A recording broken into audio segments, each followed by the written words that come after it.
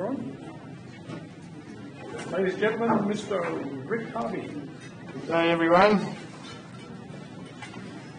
Alright, I haven't had a chance to go and talk to everybody here, so thanks for those that have come. For all you people that stay home, disc. If you want to show respect for a guest speaker, come along in person. Alright. Okay, yeah, my name's Rick Harvey. I'm a security guy. I like talking about security. I talk about it all day.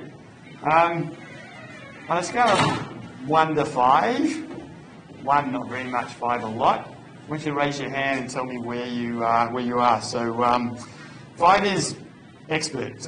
Anyone really good at security? Loves security, does it, done any pen testing tools? No. 4's pretty good at it, sort of keep in the news, listen to podcasts. Okay, a 3. Know a little bit about security. Probably could answer a few questions, but maybe. Okay, a 2 don't know very much at all, apart from what you've already done in your course. Maybe 2 or 3, okay. Anyone a 1 who's just pretty novice at it, probably would get stuck on anything to do with security. Maybe, okay, we might have a novice or 2. Okay. All right, well, we're going to go for 2 hours. I'm going to cover a lot. I'm going to cover an awful lot. We're going to make your brains melt. But there's really only one question I really want you to answer or to think about or walk away here is why is security so hard? So if you didn't know security is so hard and you walk out of this suddenly realizing, oh my God, security is really hard, I've achieved what I want to do. Okay? At the end of this, I'm going to come across and I'm going to say why. I'm going to try to answer the question, why is security so hard? There's kind of a complicated answer to such a simple question, but that's the point of the lecture. Why is security so hard? And why do I want to emphasize that? Well, the thing is, you're all going into software probably related professions. Is that right? Everyone here want to end up with software? Who doesn't want to do software? Is anyone in the room who doesn't want to do software? Okay. What do you want to do? Well, anything that's not software. Anything that's not software. Well, believe it or not, there's in the software area, you don't have to program to be software. Okay, I'm going to give 2 lectures. I think in 3 weeks' time I'll give my other one, which is a good guy's lecture. This is a bad guy's lecture. But just to give you a bit of an analogy, anyone do law in here? Anyone done anything to do with law in here? Well, that's a bit of a, just to give you a bit of a feel. In the spectrum of lawyers, there are people that write contracts and do, I don't know, advisory and all that sort of stuff in the law. That's easy law. Hard law is in the courts. The people who go and do litigation. Okay? Now, if I was to hire a lawyer and I was to ask for, intellectual property, commercial law, or whatever, criminal law, anything else, I get thousands of resumes. I say, I want a lawyer, and by the way, we're going to go to court, and you're going to do litigation. I'll get hardly any. The reason why I say that is in software, you have programmers who think they can program, do stuff, what have you, and you have people who actually roll it out and put it in the field, they're the operations guy, and the people who understand about security and the way systems bust. And I'm telling you that I don't care about the army of programmers out there. I'm interested in the people who understand how to build systems that are reliable and secure and recoverable. In other words, when I go to hire people, the first thing I ask them for, tell me about real systems you've built. Now, I'm having a go at the general programming industry here. I'm having a go at companies that farm off their software to contractors. Look at all the jobs. Contractors, they do all sorts of jobs, all right? And there's big in programming houses in India and China and third world companies. I don't care because the software that works is the one that's secure and it's reliable and recoverable and configurable and manageable, and the people who understand operations, the people who understand security, they're the people that I want in my team because they understand how real systems work. Anyone can program something. To know how to program something and to deploy it and to run it and to be around and maintain it while all the customers are beating it to death and people attacking it, right? They're the people that write real software. If I say to somebody, write a piece of software, they'll write it one way. If I say, write a piece of software and I'm going to check it, they'll write it differently. If I say, write a piece of software and I'm going to check it and you're going to look after it for the next 10 years, they're going to write it differently as well. Okay?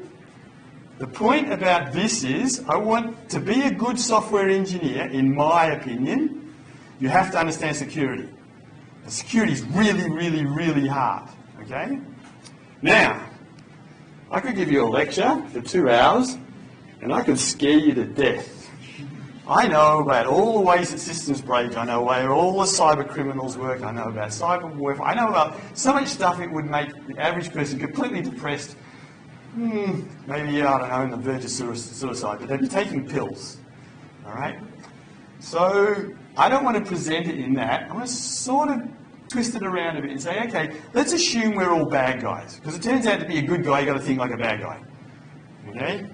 I'll tell you that in criminal cases. You probably watched all the TV programs, right? The profilers. You've got to think like a criminal in order to catch a criminal. It's a bit the same. You don't understand the bad guys are up against. So, I'm going to show you what it's like to be a bad guy. I want you to all now to imagine being a bad guy. Alright? And along the way we're going to be thinking about those pesky good guys that are always on our tail. Alright? Now just as a general industry, technology is moving the world forward. It's going crazy. Everything's arguably getting better. I don't know about politics, but you know, medicine, transport, you name it, all things. But security is arguably the only industry, the only profession that's going backwards. We're getting worse. It turns out that attack is easier than defense, and so the bad guys are getting on top. And it's very hard for the good guys to actually make the world a better place. Okay, so I want you to pretend, and I'm going to promote being a criminal. I'm going to promote being a cyber criminal. I'm going to show you how it's a bucket load of money. All right? So recording this out of context, hello NSA, right? Sure, I'm going to present it, but I'm an Australian. You guys don't understand irony, so how about go and take a lesson, all right? I want you to feel what it's like to be on the other side of the fence, and we'll have a bit of fun along the way, and we'll see how we go. So, welcome everybody.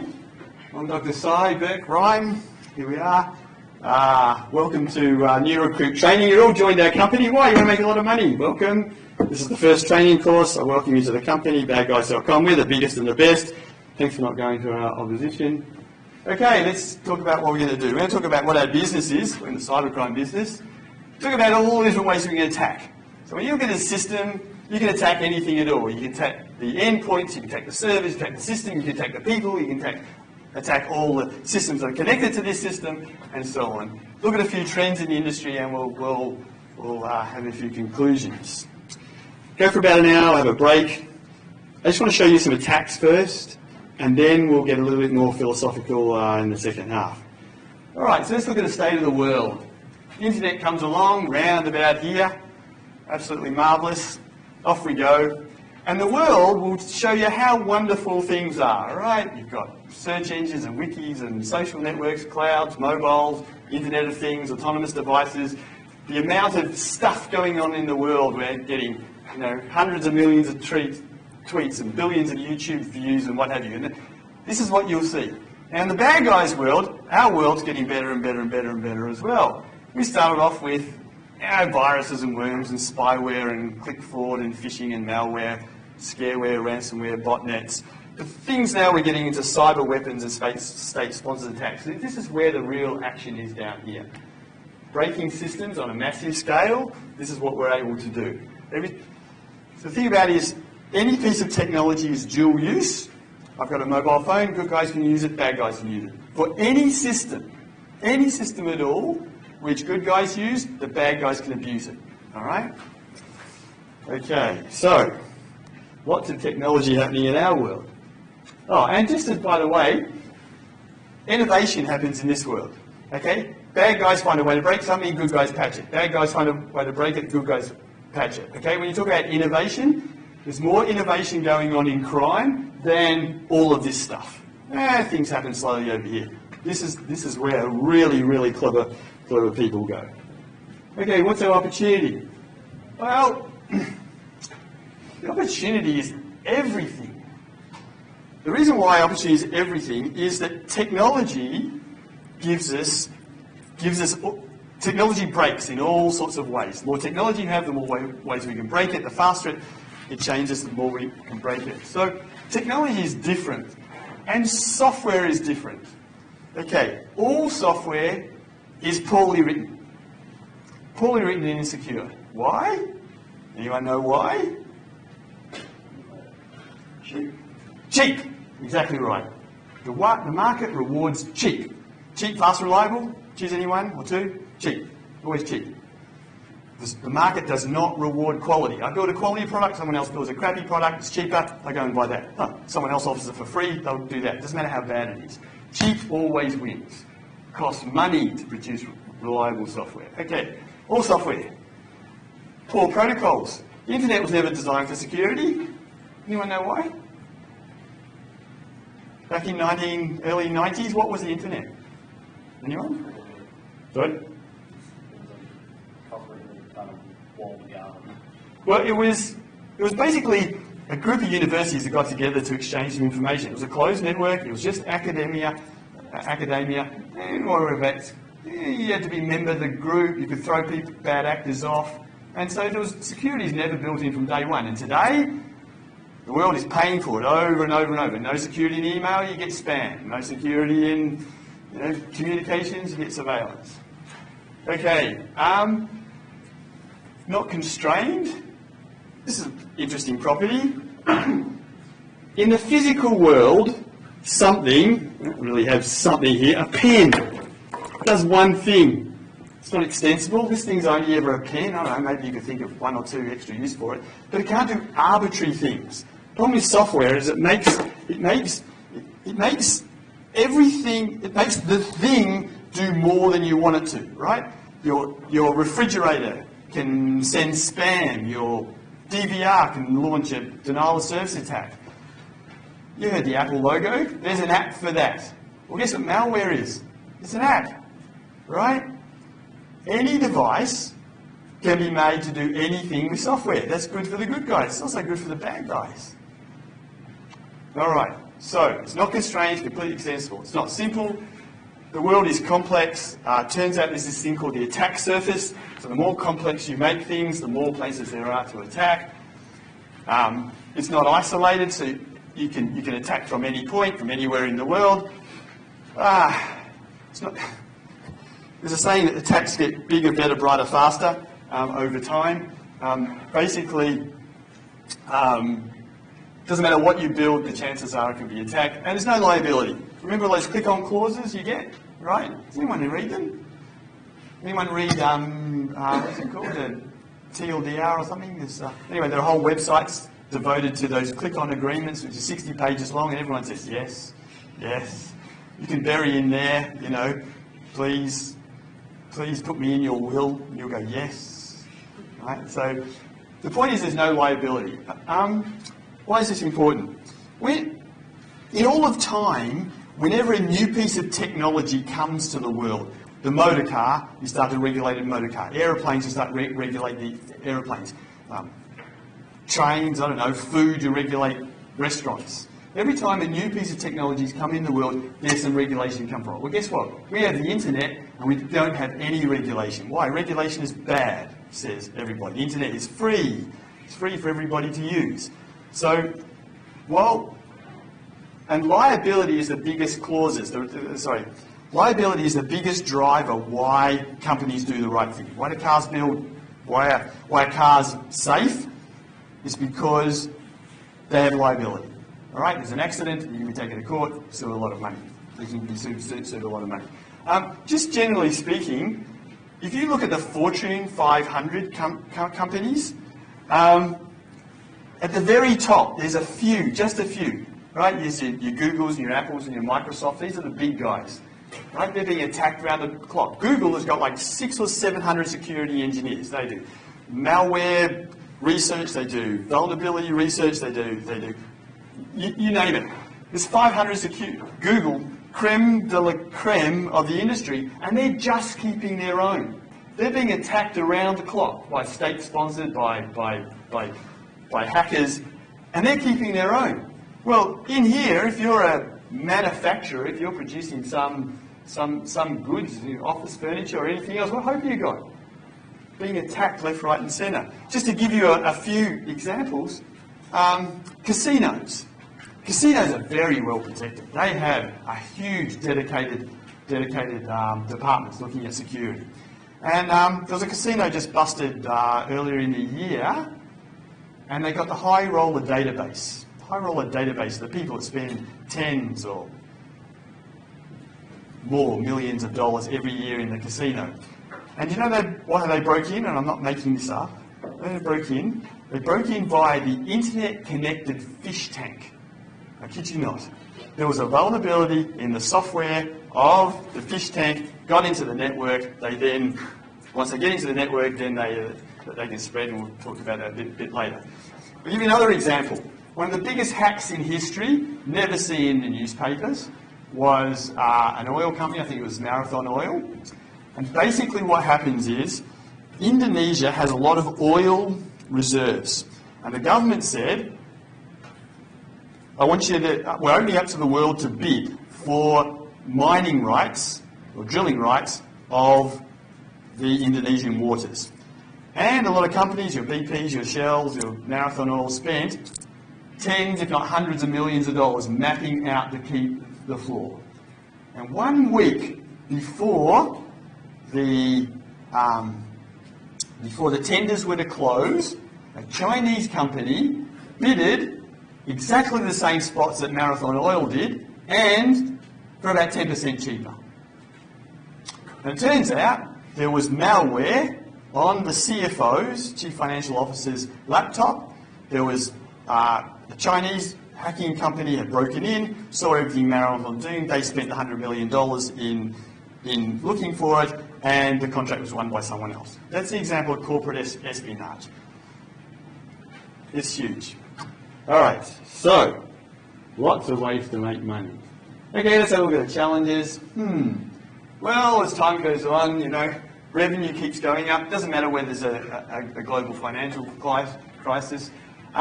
Lots of people buying stuff in the market. Governments are buying up vulnerabilities.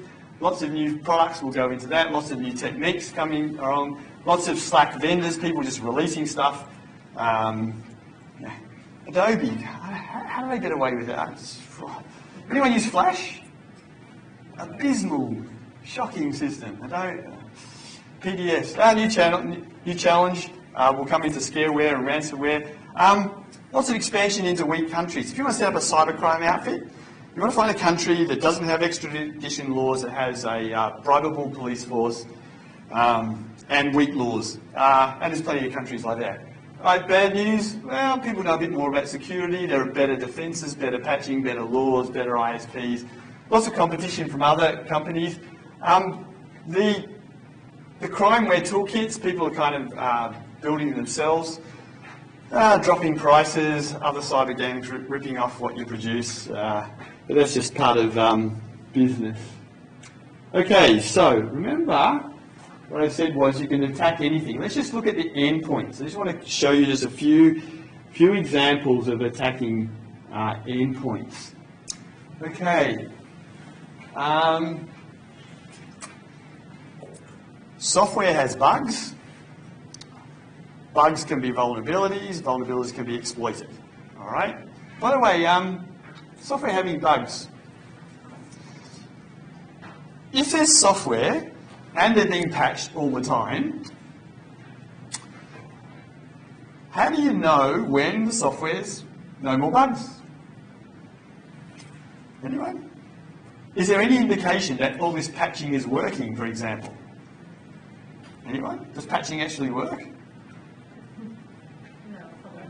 You never know. Well, if you think about a plum pudding model, which is where you've got the dates in the little cake, if each time you fixed a patch, so each time you patched, you took out one of the dates, after a while there'd be none left, all right? And you're all good. Now the problem is that never happens. Two reasons for that. The first is that there's just so many bugs, we're only patching a tiny amount. Right? You good guys. The second thing is, every time a system may or may not get stable, it gets upgraded. And you get more features and more functionality and more connections and more ways. And so they just keep reintroducing bugs. In fact, there was a fantastic blog post, anonymous blog post, from a Chinese hacking group complaining to the US that they're releasing so many vulnerabilities they can't keep up with the attack tool. All right, please slow down. That's just fascinating reason. Anyway, okay, so there are systems that are unpatched, believe it or not. People don't patch their systems. People that don't patch their systems basically are going to get taken over. There was a hacker there was a white hat hacker who, okay, anyone heard of Shodan? Shodan? Anyone know what Shodan is? Shodan? Shodan? What is it?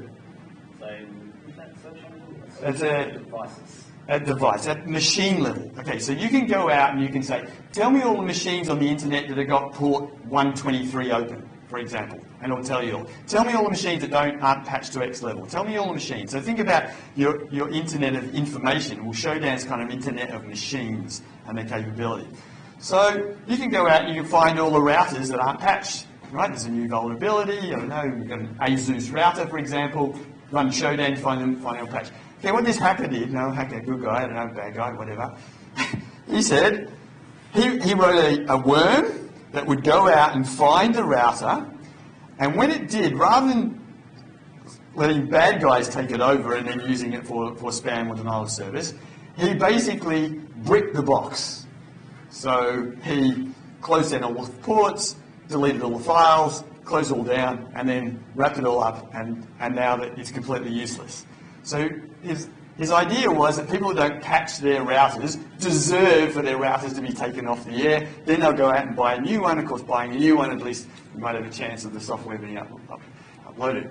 Anyway, so how do you infect machines? Well, you can find them on the internet. You can entice people. You'd be surprised how much freeware, shareware. Probably what I didn't put here is, there you go, the shady sites. You wouldn't believe how much malware gets because they click here to view this video. Yeah, oh, install this codec. Oh, yeah, I'll do that because they want to view the video. Just taken over your machine. There's tons of free gift cards. It's surprising how if someone's Facebook account gets taken over and you send out an email to their 100 or 200 friends, oh, you must see this. How many people click? Because they believe it's come from a good site.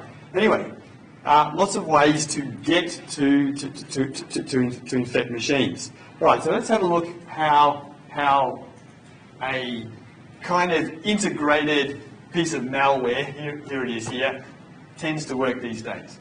Okay, so let's see, where do we start? Okay, so what we want to do is cause people to click on a link, play a video, and when it pops up and says, oh, you need a new codec or whatever, they'll go agree. So the trick is you write a bot which is watching the news. All right, there's a news feed. You can get a news feed from Google or anywhere else. So the groundbreaking news is, I don't know, hurricane in the US. Okay? You know a hurricane's going to happen. Okay, so the AI automatically writes a blogspot. So what it does is it picks up the news feed, it changes the words around, it posts a headline, making it more personal. I was involved in, I saw this, see the pictures, whatever they happen to be. Because it's a new blogspot, it goes up the ranking. Anyone notice Google tends to put things that are recent, it tends to push them up? Okay, so people click on the link, the video's being posted, and you want people to click on a link and install something. It's just some trick to get some ways to install. There are lots of tricks you can use. This example uses you need to upgrade your codec or whatever. once you install a piece of software, a small module, so you don't install the malware. Malware can get quite big these days. You want to, and we'll come to how we avoid the antivirus in a moment. But let's suppose you can install this little priming device. What it does is it looks around the machine and tries to work out what you are. Are you a Unix box? Are you a Windows box? Which version of Windows? What applications you got running? Okay, so the sorts of, and then it downloads from this command and control center. It says, hey, I've just broken into a Windows 10 machine. The Windows 10 has the following things. What do I need? And so it'll download from this command and control center and says, okay, is this thing being as a web server? Does it have any web server credentials? If it is, then you can use that to host more of these videos. You see, once these videos have been detected as being malicious, they get taken down. So you want to pop up more sites all the time with more and more and more and more videos, all right? So that this dynamic link can then link back to here. All right, so maybe it doesn't do that. Maybe it looks out here and says, oh, this guy, he's on Facebook and he's on Twitter and what have you. Okay, how can we go and break into his social platform? Because if you can break into the social platform, now you can go and send out a gazillion messages to all your friends who say, go into this net. And there's a bit of a race, they fix ways and then you break it and you fix ways. Okay, so that's a social net. Here, captures. This is a bit of an odd one. Capture breakers are really useful because if you're trying to break into a site and they pop up a capture, it's really hard. And the capture people are getting really good, right? The Google one which says, click on this, click on that. Turns out that what you want to do is you want to take over another machine and you want to send the capture to a real human. Someone sitting in, some foreign country in Africa or South America or something. It pops up on the screen and it says, oh, to continue, please click on the picture of road signs. And you know what? Someone in a third world country whose machine's been compromised, they'll go and do it for you. And then you can feed the result back to here, you can feed the result back to here, they'll feed back to some other guy who's breaking the system. Okay, a rogue DNS changer.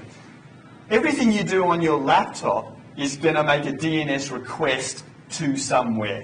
So what you want to do is you want to intercept the DNS and to your DNS. So if they want to do a Google lookup, for example, you can do the Google lookup, but you can fake the results. You can change the order of the results. So you want to send them off to some other shady site, some other malicious site. It's a web search hijacker. So the DNS changer. One of the biggest things for the DNS changer to do is you want to stop the antivirus updates. So every antivirus product needs the signature downloads, and they need their signatures download regularly. So all you do is break the update and it'll never go out, because what your machine is trying to do is go to update.mcafee.com, for example, get the IP address and go and do the download. Well, if it can never get to update.mcafee.com, it'll never download it. All right, what else we can do? A credential stealer. So this one looks around. It looks to see which FTP client you're using. It might be Qt FTP, might be whatever else open source you're using. Looks inside the browser, your email, it does a credential stealer and sends it back here, and you can send it off to the black market. I see, what else can you do? Malvertise. The main thing that people tend to do these days is to build botnets. You want to compromise as many machines as you can, build into a botnet, and then you can do something with it. Anyway, the point is that once a piece of malware gets into your machine, it's all over. It's nearly all over. I'll come to that in a minute. All right, so let's have a look at how you camouflage. I'm not going to go into the detail here because it's actually kind of complicated. But essentially speaking, what happens is, okay, so I get a piece of malware. You can sort of follow the bad guys and what the good guys do. So I get a piece of malware which is going to run. And then you can do a hash on it and that'll give you a signature. So once the signature is recognized, this piece of malware is no good at all. So what you need is your malware now to be able to mutate. Every time the malware can mutate, it's got a different signature, and they have to catch up with the signature. So over time, malware is mutating, and what they do is, to mutate, it's not hard to do, you can swap functions around, you can swap entry points around, you can have a decryptor, so the malware contains a small piece of program that downloads a binary blob. You just change one byte in the binary blob and the hash changes, so that would be different. And then this decryptor will then, in memory, then decrypt it. And so then what happened was that the good guys go after the decryptors, and the decryptors get better and better and better. And then after a while, then what the good guys then did is that they build a sandbox. So what they do is the program wants to run, goes inside the sandbox. It'll unpack itself and then start to look at itself. But once it's unpacked itself, now you can grab a signature. Because that's what the bad guys do. The bad guy says, okay, if I'm running inside a sandbox, just do something normal.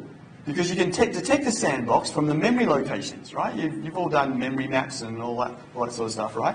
So they behave normally, and so when they're running in the real environment, they can say, I'm not in a sandbox, so I can do it. Anyway, the point is that you have this kind of escalating kind of world. It gets very, very complicated.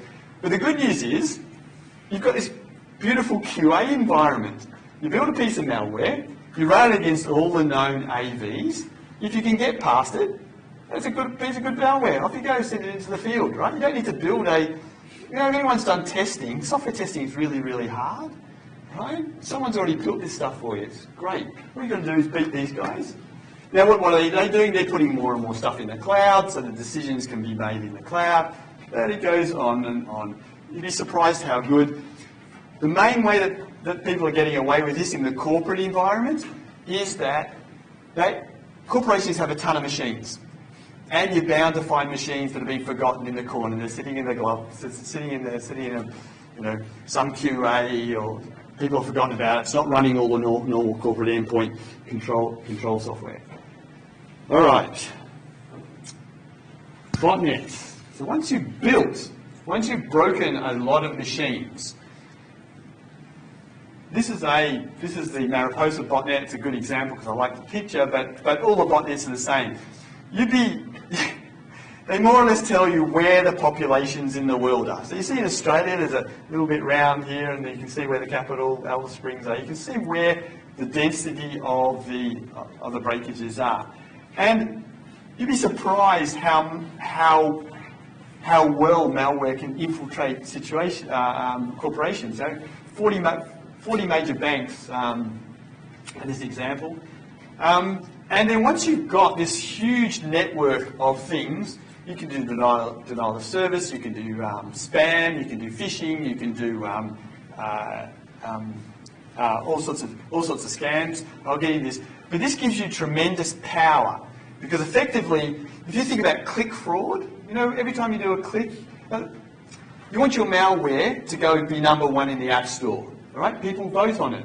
So what you want to do is just get a gazillion people to vote for your application, and off it goes. #1, more people go and install it. It's good. Must be good. It's #1 in the App Store, isn't it? All right. So that's the sort of thing that people do. Won't go into the details. A little bit of humour. This basically says, here's a trash can. If you don't send us cash, your reputation will be in the trash. All right. So it's going to spam somewhere. Why am I hack $100 or reverse my motor and blow all the dirt back into the place? I mean, you might laugh, but there's no reason why a piece of malware can't get into your internet-connected whatever and do all sorts of things. Every baby camera on the market has been broken, right? Next door neighbour's got a baby. They get an internet-connected camera. You simply break in, and you can listen to every conversation that's in there. And you ask, well, why bother? Siri does that already, right? Your Google Home does that already. All right. Anyway, who knows? When you think about this, your house could be full of malicious appliances. Okay, so that was just looking at kind of the endpoint. The endpoint, get a piece of malware on there and then leverage it to death. I'm going to look at the server-side attacks now. What sort of things you can do to attack a server? All right. Okay. When a bad guy comes along to a website, they don't view the website as whatever it's supposed to be doing here. We're selling online stuff. They view all the attack points, right? They look like a I don't know, it's, a kid in a candy shop. Looks at all the weak points. So I just want to go through some of these weak points. Okay, so SQL injection. Have people come across SQL injection? Have you seen it in your course already? Yes? All right, so basically the reason is that you haven't parsed the user input and it's being used to create a query. So here name is request.queryString name. So it's just gone and got the name find product. He's going to type something in here. Normally you put in here Porsche. So select staff and products where product name like Porsche, and it will display the results. Of course, if you can put a quote in, because you know that the way it's from quote, that's where the name is quote. If you can put a single quote in and it returns you an error, you know it's open to SQL injection attack. And then once you do that, then you can basically construct a multi-part query, and then go in this particular example, we're going to the information schema, getting all the columns. And once you know all the columns, then you can go to the particular table, extract out all the numbers. And the beautiful part about this is this will give you the SQL, we'll run the SQL, and it will give you all the pages back. All right? Break into a website, it's just wonderful. You want to see all the credit cards? It'll paginate it for you nicely. Page 1, page 2, page 3, very nice. Little option, download your results. Fantastic. Just got to love it. By the way, how do you find the vulnerable websites? Where you create a bot and just go around just putting a single quote into forms, for example. Just watch them all come back. Oh. See, the beautiful part about automation, it makes crimes which have such a small marginal return become valuable, right? If I'm a pickpocket and I go for a whole night and I'm not successful, after a while I'm going to starve. Or maybe I am successful once, but it's not enough money to survive on. If you run a bot, it doesn't matter whether it goes out and hits 1 million websites. If you've got 5 of them at the end of the night, when you wake up in the morning, it's great, right? That's what automation gives you. So you can very quickly find them. Then it's just a matter of working out which this looks like it's probably a MySQL database. You've got to find out whether it's Oracle, Ingress, whatever it is, and craft it up. You'll find that there's a lot of attack tools that have this already built in. Okay, so this is a good one. Malicious file upload. Has anyone come across this before? All right. So basically, what happens is it says upload a photo. So I've got a bright red Porsche, please upload the photo. And what you do is instead of uploading the photo, we have a look at photo and have a look where it places the photo in the file system. And then you can try uploading something that's not a photo. So if you know this is a PHP site, try and upload a piece of PHP and see what it'll store it as a photo. You'd be surprised how many sites just upload a photo, you store a PHP. Once you know that I've got a PHP file on the server, you can go and execute it. You've just taken over the machine. Malicious file upload is really, really, really clever. You can also get traversal attacks. So when you upload your photo, you can do clever tricks with the way the file names work. And I've seen some very clever exploits that actually end up not putting it in the place they expect. Okay, URL predicting. This is programmers. You'd be surprised how dumb they are. Okay, so you log into a website, you want to get a piece of information. So let's see, in this particular example, here's Business Wire. Okay, so in this particular example, Business Wire organised what they did was they had an area which was embargoed press releases, and then when when the time came, the embargo press release was published into the main website. So just by having a bit of a guess, here it was, with some date with some HTML, you could actually get a URL of an unpublished story. If it's an unpublished story, you can use that for a stock market manipulation, for example. And this has been used in, I mentioned all those baby monitors. You'd be surprised. You can have a look at your video. The baby gets put up, stored in the cloud, whatever. You'd be surprised how there's some structure to how the videos are, and you can just randomly look at videos. You'd be surprised how some people give you a token to log into a website just by giving you a sequentially increasing token. Well, get the token number to reduce by 1 and have a look what the person before you was doing. Okay, let's have a look at what happens with, again, this is another malicious file upload. If you upload a PDF, let's suppose this is a recruitment site. So upload your resume. So the resume goes in through the firewall, in through the system, and gets stored by some person who's going to look at it. Well, if that's got a specially crafted malicious payload that's going to look at exploit a vulnerability in PDF or Excel or IE, then you get to take over this person's machine. So just because they're inside a firewall doesn't mean you can't break it. All right, cross-site scripting I won't go into. Basically, you can embed some code in something that should be ordinary text, and it goes on and on. And basically what the problem here is, the applications aren't built well, they don't have proper authentication, they don't have authorization, they have errors in the logic, they have errors in the implementation, which is SQL injection. They can be spoofed. There's no end of problems with servers. And the scary part about it is that every day there are millions of lines of code being deployed in web servers around the world. Right? Millions of sites getting millions of applications, millions of ways to attack them. All right, just want to give you a bit of a feel. REST, you've all done REST services, yes? Yes, I think you've probably all heard. What happens when there's a REST service is you have a look at the API, which is probably published on, not hard to do, or reverse engineer.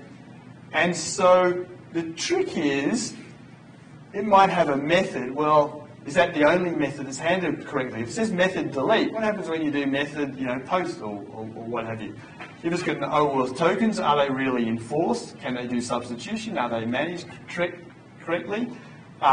If there's some identifiers, how are they allocated? Are they sequential? Here's a flag that says allow multiple false. So what happens if you allow multiple true? You'd be surprised. There are now attack tools that take a REST interface and basically try and abuse each of the fields. Right? If it's a string field, what happens if you put an integer? An integer field, what happens if you have put a string? If it's an enumeration, what happens if you put something that's not enumerated? And off you go. You'd be surprised how easy it is to attack REST services that aren't built properly. Got to think about passwords. Passwords are stolen. Passwords are the bane of the industry. So with Bitcoin, you have these GPUs that you put in your machines. All right. So you can get custom cracking in hardware. So just to give you a bit of a feel about what it's like and about passwords. Okay. So PBKDF2, does anyone know what that is? Password-based derivation function number 2. Basically, it's a way of taking a password, which is text, and basically hashing it to produce something that's a bit nonsensical. So you store the hash rather than store the password. By the way, there's still tons of sites that store the plain text password. Can't remember your password? We'll email it to you. Isn't that great? Gotta love it. Okay, let's assume they do the right thing and they put it in there. Okay, so with a single GPU, you can probably do a billion hashes per second. So that comes from the Bitcoin mining, and PBF KDF2. That's So what that will do is you create a hash, and then you hash the hash, and you hash the hash, and you hash the hash, and you do this. It's called an iteration. The idea is to slow it down. The idea is to make it computationally more expensive. Okay, so if we do a bit of maths here, I don't know if you can do it in your head. Upper, lower case of digits about 95. Let's assume that there's 64. Let's just roughly assume that there's 84, because that makes the maths easy. What's that? 2 to the 6th. 2 to 5. 64, 128, 256. Okay, so if you've got 5 letters, that'll give you 5 times 5 times 5 times 5 gives you a billion. If you can do a billion per second, that'll crack in 1 second. So if you've got 6 characters, obviously that's another one. So that's going to take another 60. So basically speaking, the longer your password, you can crack in 6 you can crack in a minute, 7 in an hour, 8 in several days, 9 in a year, 10 in 60 years, 11 in 1,000 years. You see how it gets, the longer the password. So all this rubbish about upper, lower case and punctuation is rubbish. It's rubbish. Password quality is length. That's it, length. Now there's all sorts of tricks you can do. There's dictionary attacks because people choose real world. Markov chains, this idea that if there's a certain letter, there's a certain probability of the next letter being a vowel or a consonant. You can actually use those sorts of tricks. There's botnets that break it. But relatively speaking, passwords, people reuse passwords, not a problem. But relatively speaking, if you want your password to be secure, just go for length. Just go for length. The longer the better. I have some very long passwords. Remember a little sentence or something. Okay, system. Let's now look at system. Okay, now the reason why I want to look at systems is that how do things go wrong when everything's working correctly? Everything is working exactly as designed and you can still break them. And the answer is related to how systems at the edge of the points. I'll give you a quick example. Gmail, you're allowed to have dots in your name, right? Rick.Harvey is the same as Rick.Harvey is the same as R.I.C.K.Harvey, right? Gmail doesn't care about dots. Okay, but Netflix does care about dots. So you want to have a Netflix account, free Netflix account forever, have the one Gmail account, and just simply put dots in and keep registering new Netflix accounts. Right, you get it for 14 days or whatever. You just go on and on and on and on and on and on and on forever. That's it. Now, is Netflix doing the right thing? They're checking the email. Is Google doing the right thing? They don't care about dots. Who's at fault here? Well, you just busted the system. I'll give you another example. This one's a bit more complicated. I like this example. Okay, so this is a story of a little guy in France. He's a nobody. He had a Twitter account, and Twitter cancelled it. And he was really pissed. I mean, it was his Twitter account. It's just Twitter account. He didn't do anything wrong. He just cancelled it because someone else with the same name or something or other complained, and anyway, he got it. So anyway, so he thought, well, you know what? I'm going to, since Twitter think they're so good, I might just poke around with Twitter. So what he did was he went to LinkedIn. Thought I had a little example here. But he went to LinkedIn. He just found all the employees in Twitter. And he found all the senior executives, and he wrote himself a little tree. Very easy to do, right? You can find out about any organisation. You want to break into a nuclear power plant? Just go to Twitter. Just go to LinkedIn, and you'll find out who works for them. Okay, so then once he knew a stack of the top executives, he then made a guess at the Gmail account. Just a guess.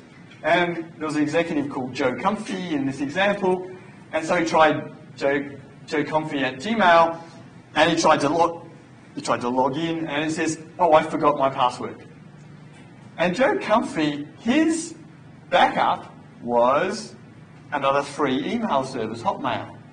Now, a few years ago, Hotmail, if you didn't use your account for 3 months, was up for grabs again. So guess what? Joe Comfy never looked at this. password reset, gets on here, he reclaims the joecomfy@hotmail.com. Now he's got the password reset link. He resets the password, and now he's inside Joe Comfy's Gmail account. Now, he wants Joe Comfy not to know, because no one deletes their emails, so he searches all the emails and finds out all the other accounts. And what do you know? Joe Comfy has reset his password, and one of those passwords is in the clear. And so he knows probably what Joe Comfy's email password is, so he reinstates the password. Okay, so now he's sitting there, he can watch Joe Comfy doing whatever he likes. Now it turns out that Mr. Joe Comfy mixes his home life with his business life, and it turns out that from his login he can get to the company Google Apps. Now this is not behind, normally you would put it behind a proxy, but in this case he just logs in. Once he gets into Google Apps, now he can see everything to do with what Twitter's doing. But he also had a look about what else he could do here, because all of these other accounts use the Gmail as the password reset. So he goes to the AT&T account, I've forgotten, he goes to the iTunes account, Amazon, LinkedIn, Facebook, and now he's actually got access to every account that Joe Comfy's ever got. He could have gone and changed whatever he likes. Anyway, but what he got hold of the corporate. So he got hold of their forecast and their plans for acquisition, strategies, their customers, all their financials. And then he writes to Twitter and says, well, I know everything about you. I just broke into your corporate account and here's all the files that I have about knowing about your business. Would you please reinstate my Twitter account? I told him to piss off. I told him to piss off. So he bundled it all up, put it on Dropbox, and sent it off to some press, to the French press, who had a bit of a field day with Twitter. Right. Now, nothing's actually gone wrong here. It's just that the way the systems interwork with one another has these little tiny mistakes. There's a few other things going in. Okay, let's look at sort of the systemic problems. Joe Comfy used another email, free email for recovery. Don't do that. You're going to use two-factor, use a mobile phone, use something else.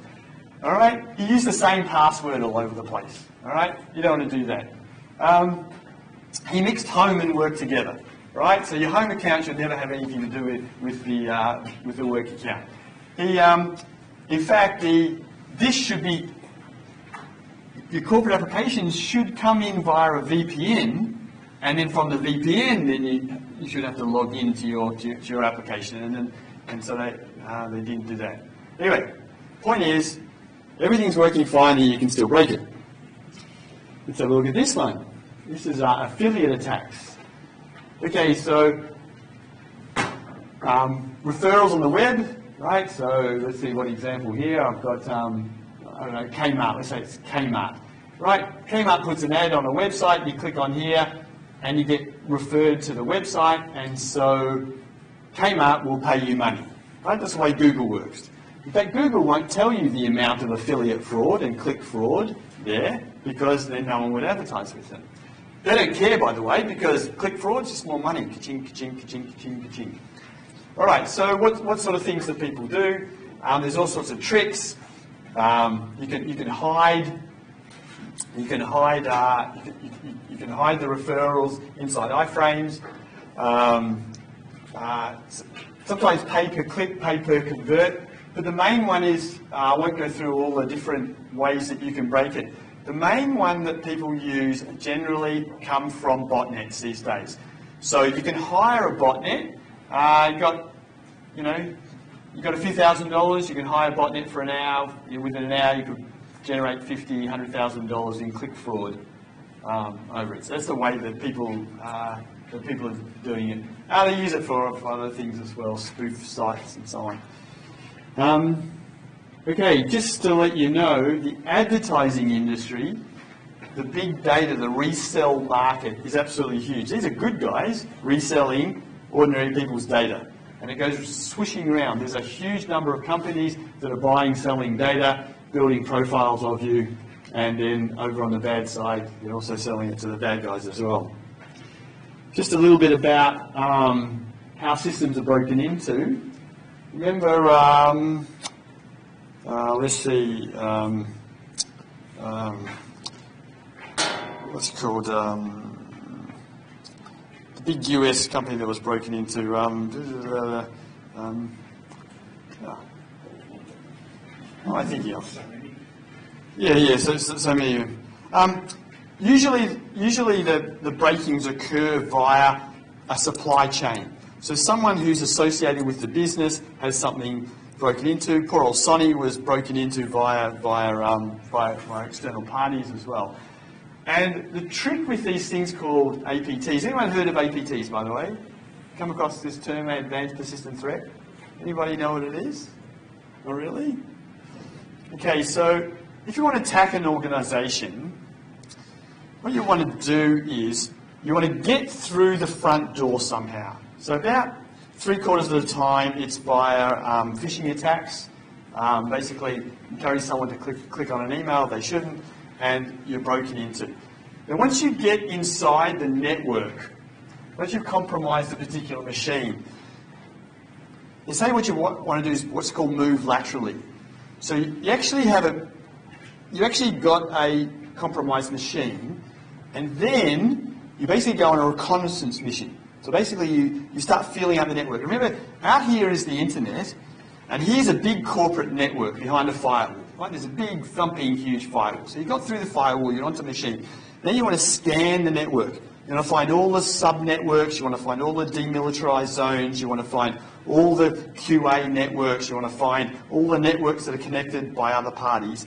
And you do this very, very, very quietly because you don't want to trigger any of the alarms. So once you've done a bit of a reconnaissance and you tell the outside world, you build an entire map of an organisation out there, now you start to go after the privileges, because at the moment you've got no privileges. So if you can attack the IT department or anyone that's with privileges, you want to go after their machines, because if you can entice them to do something, then you can get privilege escalation. Once you do that, you can break into other systems. Now, just to give you a bit of a feel here, default passwords. You want to break into an Oracle database? Chances are there's one with default passwords. There's all sorts. There's a lot of organisations think because they're behind the firewall, they don't have to worry so much about the security of their internal network. And so it's often very much easier to break it. Okay, so you've moved around, you've found the people, you've got some privilege escalation. And so now what happens is you find that QA machine that's doing nothing and you're hiding there. And then you exfiltrate the data. Anyone heard of the term exfiltration before? Exfiltration, you're leaking stuff out. So you're scanning all the storage. They might be in the cloud world. They might be S3 buckets. You're finding spreadsheets, and then you're leaking them out as in corporate espionage. And there's a whole industry involved in these APTs. Governments are building them because they're trying to break into the opposite governments. But effectively, you have to get in, you have to stay in, you have to execute the mission. It's roughly the way it goes. What this means is if you look in any major corporation at the moment, they're probably broken into. You don't know, they're sitting there quietly, they're doing their thing, and they're going to exploit.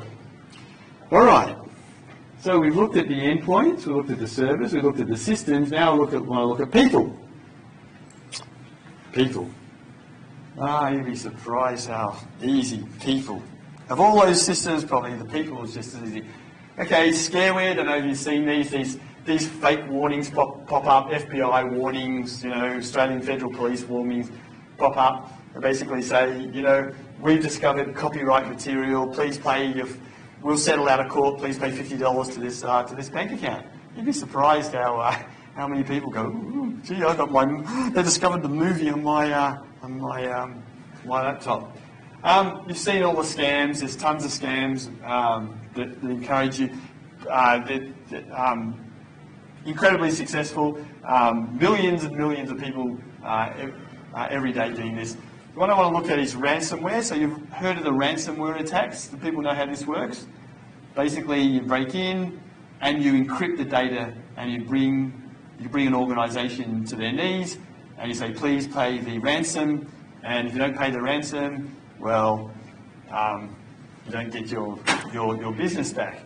So let's see, the National Health Service in the UK, even just a few weeks ago, Texas got hit. Did people hear what happened here? It's very cool. There's about 30 or 40 city councils in Texas, and they all got broken into at the same time, and they all encrypted at the same time. And most people pay. Florida City paid $600,000. And Atlanta said they wouldn't pay. It was a $50K ransom. They spent $2.5 million cleaning up the mess to get it back again, restoring stuff from backups, getting systems reinstalled, rebuilt again. Very big business is ransomware. Okay. Now let's see. How do you get your money out? Got to get your. What are you doing for the money? So how do you get the money out of the from the black world into the normal world? Okay, so I'll show you basically how this is done, and it's by using gullible third parties. Okay, so somehow you break into your machine, the botnet, doesn't matter how it goes. So let's suppose you break into a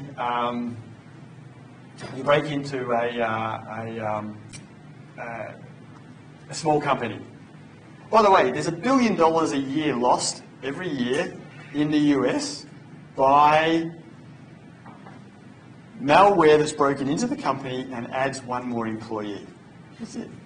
You've got 50, 60, 80, 100, 200 employees. Who's going to notice the extra one? And payroll. Every month just feeds it straight out to the bad guys. All right, okay, so in this particular example, you're broken in. You got into the accounts department, the accounts payable department, and you're going to in this particular example, they're actually writing, session writing, sitting on top of an existing. There's a bill to pay. So what you do is you forge the bill and you send it to a different place, for example. Now, there's a lot of anti-fraud detectors that are going on when bills get paid, fraudulent invoices. So you just got to make it small enough that it doesn't trigger, small enough that this guy's got permission to pay it, and you're going to send it somewhere. Okay, so here's some nobody, needs a bit of money, watching the internet. Hey, earn yourself, $2,000 a week, be your own manager. And so what they do is this person says, oh yeah, I'd love to do that. I'll employ for that. And then they send you a little task. The first task gives you a spreadsheet. Please balance this spreadsheet. You go through, and then money drops in your bank account. You go, this is pretty cool. And they give you another little task. And after a while, you go, yeah, hey, look at the money in my bank account. And then a task comes in, and it says, in this particular task, some money's going to get transferred into your bank account. You keep $1,000 of it, but the other $9,000 or $8,800, I want you to go down to Western Union and wire to this account. You'd be surprised how many people just do that. Oh, Western Union, yeah, just down the road, I'll go and do that. Because Western Unions are basically a system where the money trails stop. Now, for the smarter money mules that start to say, hey, wait a minute, I've done a few of these Western Union things, I don't like it. So they send you a task, and then they go back and say, no. Well, now the next thing comes in and says, oh, well, you've been complicit to a crime, and we're going to turn you over to the authorities if you don't keep going. And a lot of people keep going because now they're scared, right? And now the task can get bigger and bigger and bigger, because when people are scared, they do bigger and bigger things. This works because there's a gazillion gullible people out there. There's millions of money mules who just want to earn an extra $1,000. And so this is the way money's laundered over the internet. I won't go into the details, just the feel of it. Just to give you a feeling about identity crime, steal someone's credentials and have a field day. Break into your neighbour's house if you can get the physical, if you can get something physical, you're even better. If you get a passport, it's great. Even a driver's license, physical driver's license is actually pretty good. Then over the internet, you can quote some things. All you got to do, in fact, I'm not sure what I've got just want to see here. I think I've got, let me just have a look here. Yeah.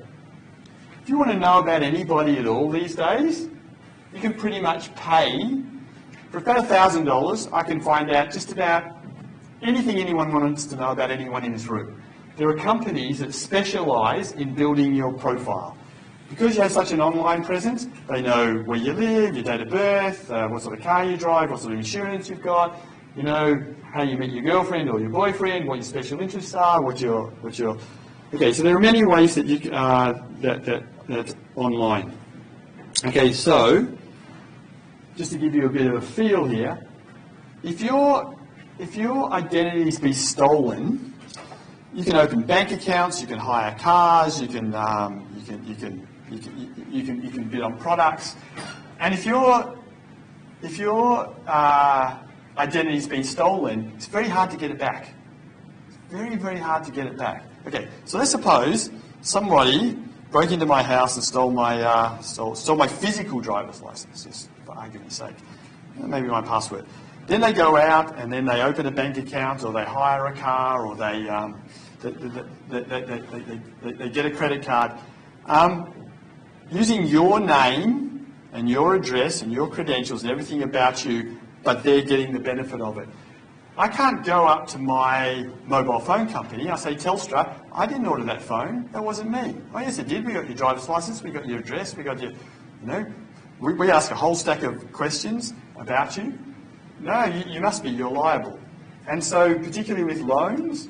Anyway, the point is, in Australia, and this just came out just a few months ago, Department of Home Affairs basically said that each year, just in Australia, it's a $2.2 billion industry. Every 20 seconds there's a victim of ID crime. Very much unreported. 18 hours repairing the damage, but that's 18 hours per incident. So each time a credit card's been used, each time a membership's been taken out in your name to go and fix the mess. Okay, I think we'll have a break because I've been going non-stop. How about we have just a 10-minute break? There'll be